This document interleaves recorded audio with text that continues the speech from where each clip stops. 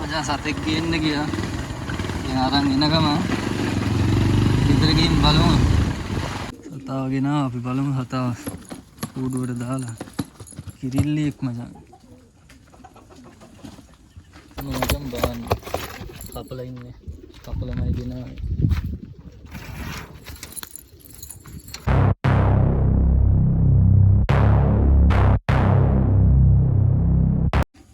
සතාව නම් ගෙදරට ගෙනාවා. සත්තු ටිකක් ඇරලා ගියේ යද්දි. නාලද. තව දෙන්නේ තුන් දෙනෙක් නානවා. සත්තු ටික ඇරලා කණ්ඩ ටිකක් දාලා මේ වතුරේකුත් තියලා ගියේ. ගොඩක් උන් දැන්ද මන්ද නාන්න අරන් තියෙනවා. බලමු බාන්නේ. මචං බාන්නේ. කපලා ඉන්නේ. කපලාමයි ගෙනාවේ.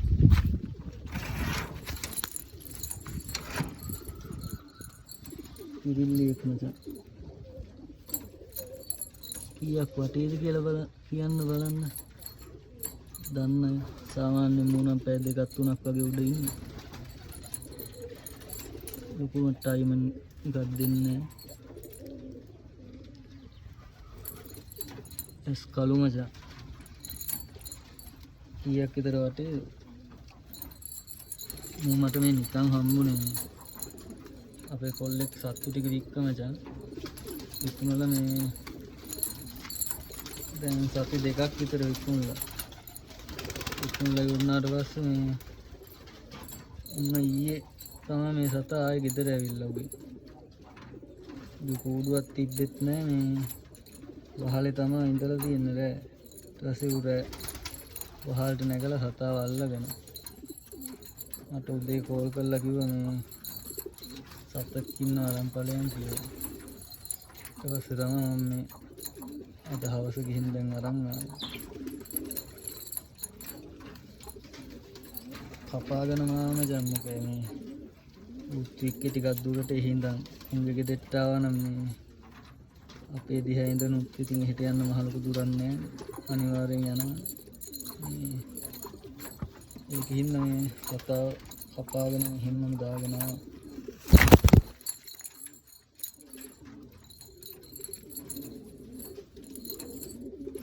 කිරිල්ලියෙක් ඉන්න තමයි ගොඩක්ම ගෙනා මේ කුරුල්ලෝ නම් කුරුල්ලෙක් වුණා නම් එහෙම ගියේ නෑ.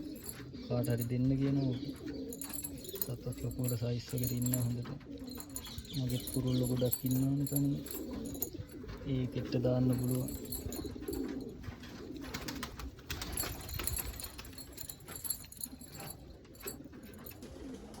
මාත්නේ සත්තු ටික කූඩු දෙකක් තුනක් ඇරලා ගිය යද්දි මේක ඉන්න ඔක්කොම කුරුල්ලෝ මචං.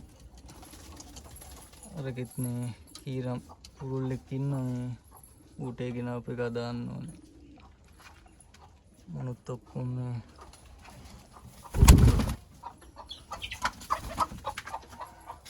මට කිරිල්ලිය හොයනවා තාම හම්බුන්නේ නැහැ ඉතින්. දීලත් බෑ මේ ටික මොකද මේ හොඳම කුරුල්ලෝ ටිකක් ඉන්නේ. මූණම් මං ගෙනාවු එක අරුණම් බස්සපු එක. මේ මයින්නු ටිකක් ඉන්නවා. පාකිස්තාන් එකෙක් ඉන්නවා. ඉන්දියන් එකෙක් ඉන්නවා. ඔක්කොටම කිරිල්ලිය දාන්න ඕනේ. හොඳ හීට් එකේ ඉන්න ගොඩක්. මුවත් කිරිල්ලියෙක් වෙයි කියලා හිටියේ මේ නාම්බේ. ඌත් කුරුල්ලෙක් වුණේ. ඔක්කොම හීට් එකකින් ඉන්නේ හොඳට. මම කෝඩු වරින්නත් බෑ හැමතැනම ඉකිල්ලෙනවා හීට් එකකින් ඉන්නේ. කොහේ හරි ගිහිල්ලා බෑවොත් වැඩකුත් නෑනේ. ඔක්කොටමත් කිරිල්ලිය හොයන්න ඕනේ මචං. මේ කූඩුවත් කඩන ගමන් මේ සතාව මචං මෙහෙම වෙනම කූඩුවකට දාලා මම මේ සතියක් විතර කොහොමත් වෙනම තියනවා. මේ මොකක් හරි ලෙඩක් එහෙම තියනවා නම් නැත්නම් අනිත් ගෙදර සත්තු එක්ක ගෙනාපු ගමන් දැම්මහම මූට මොකක් හරි ලෙඩක් තිබ්බොත් එහෙම උන්ටත් බෝ වෙනවනේ.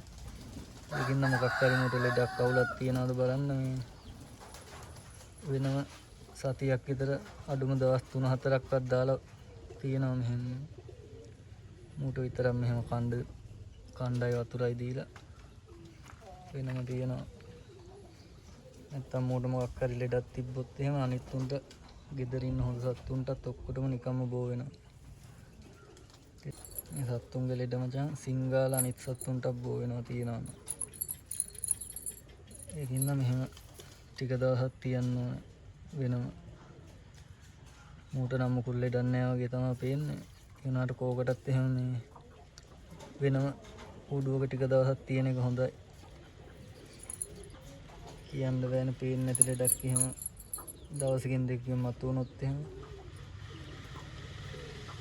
ඉන්න කෝකටත් හොඳයි මෙහෙම කූඩුවක මේ දවස් 3-4ක් හරි සතියක් වගේ හරි වෙනම කණ්ඩ බොන්න දීලා තියාගන්න ඕන.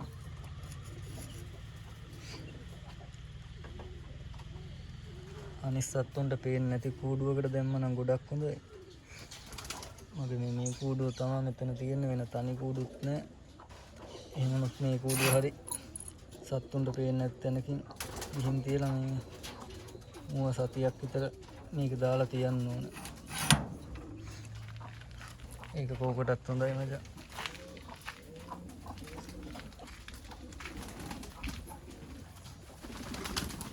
සත්තු ටික දෙනෙක් තාම නානවා මචං.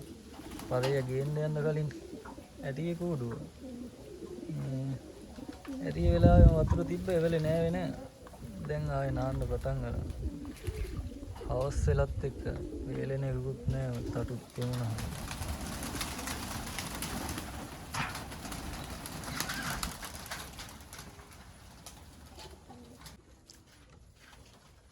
ගොඩක් සත්තු එළියේ ඉන්නේ.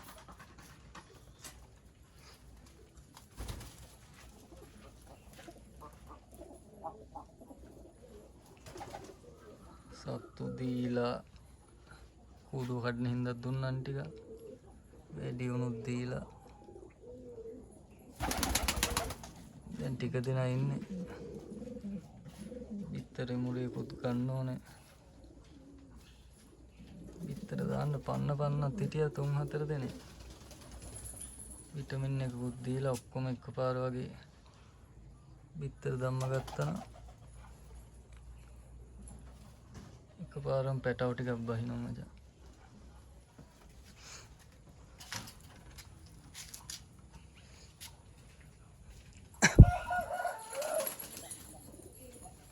ගොඩක් හීට් එකකින් ඉන්නේ.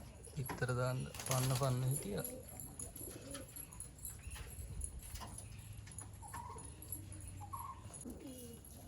හරි මචං එහෙනම් ආයෙ වීඩියෝ එකකින් සෙට් වෙමු. ආයෙ වීඩියෝ එකක් දාන්න.